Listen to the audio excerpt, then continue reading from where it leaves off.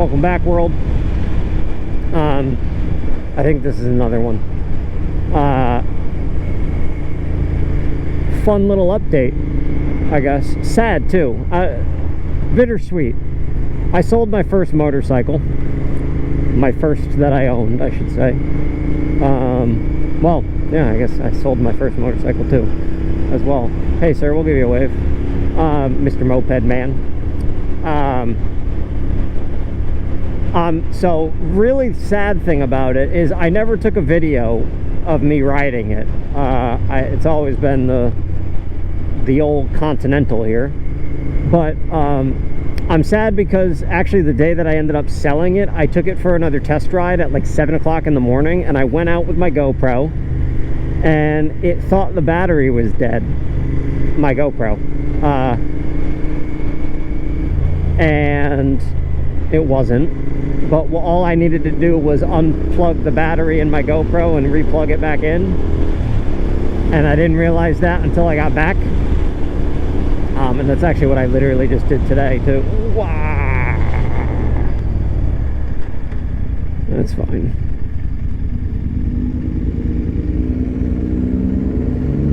Yeah, dude, this freaking sucks. This freaking lack of flat footing ability, I hate it. I feel like such a dweeb. Makes me feel like I'm too small for my bike, and my bike's not even big. Anyway, yeah, so I did a little, I wanted to at the very least do like a quick little, hey, this is my bike, that the first bike I ever had, the first bike I ever rode, you know, aside from the MSF course. But let's talk about the bike itself. So it was a 1980 Honda CM400. The only video that I have and evidence that I have of it on the channel is I did a random YouTube short, my first short ever, right after I was cleaning my bike chain, and I cleaned that one too while I was at it, and so like you see it there, briefly. But it was a cool little bike, you know, definitely a cool little machine. I could tell there was always some power lacking in it, and my neighbor touched up the carbs for me, helped me clean them, or I cleaned them, got a carb rebuild kit and all that jazz, and he liked to tinker. I've probably mentioned this before, but like, he did it. Full credit to him, because I got in too deep. And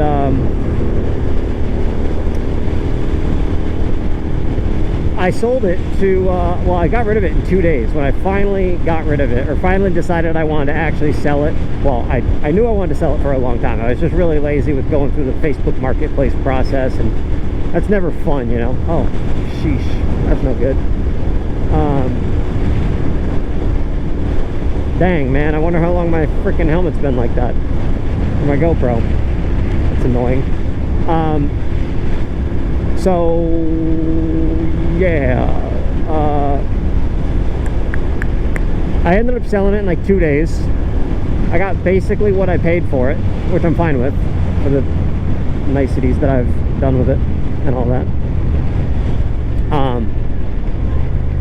The shenanigans I engaged in with it. It was my first real experience of riding, you know. It's like going out on roads and all that stuff. So it was all good. I'm happy I owned it. And I gave it to, or I sold it to, well, obviously one kid bought it, but two high school kids, or kids about to graduate from high school. That's the other thing. I left it out on the side of the street with a for sale sign, and that's what sold the bike. Not the annoying process of Facebook Marketplace getting dicked around by people for 3 days. But they were just like, they were just graduating high school, they said, and they just seemed like really stoked to be able to just mess with it for the summer. They're about to, they literally said like, we're gonna have a ton of free time, so we're stoked about this, blah blah blah. So of all the people that I was talking to about potentially selling it, they seemed like, you know, they weren't afraid of the problems. I was pretty honest with them, like, look, like I'm full throttle in like 4th gear, and it didn't want to go faster than 40-45 miles an hour. Like, I'm sure the carbs are not the issue, which is always like a big deterrent for people when they buy new bikes like that, or old bikes like that, is, you know, needing to rebuild and rejet the carbs or whatever. So I told him pretty straight up, I'm like, there's probably something more going on with the engine. I just never got around to doing it or mess with it because I'm not that technical, you know.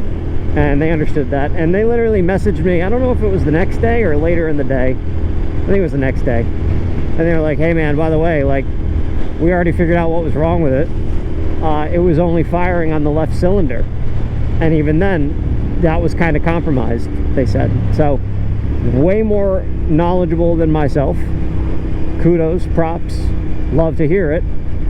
And they're not from far away, so like they said they'd I'd be curious to get pictures from them later about whatever they do to the bike. I mean, they were, I said, man, like, chop it up. Like, that's the cool, that's the thing. Like, you get people who are like, hey, I'm looking for a first bike, like, I think this is perfect for me. And me knowing that there was a problem, a more inherent problem, I was very open about that.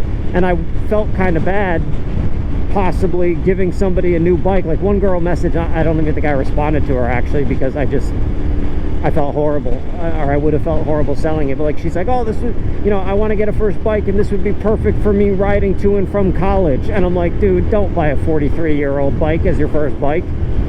You know, for the same reason that I ended up getting this and not just like fixing up the bike that I'm talking about. Like, for your first bike, you don't really want to be spending most of your time wrenching on it. You want to be riding it. And here I am, I've put like 8,000 miles on my bike in 10 months. So come July, I'm gonna do a 1 year of ownership, and I don't know if I'll be at 10,000 miles. Maybe I will. I might be, actually, considering it's nicer now. I'm gonna be spending a lot more time riding and stuff. So happy for them. Happy I'm done with the process real quick, because that was the thing. I was honestly just dreading the process for months, and you know, with it being as nice as it is, I'm like, well, this is the time to sell it, you know. So I sold my bike. Not this one. This one's my baby. Except these damn bags, they gotta go. Maybe since I'm making good time on my little loop during my break, I'll just freaking get started on taking them off, dude. Not great. My first modification to my bike that I despise, and thankfully I can undo it real quick. 30-45 minutes, we'll be back to normal, you know.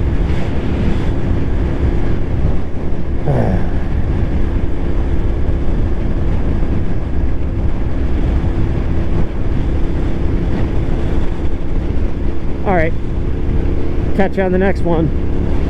Love ya. Please subscribe. Bye.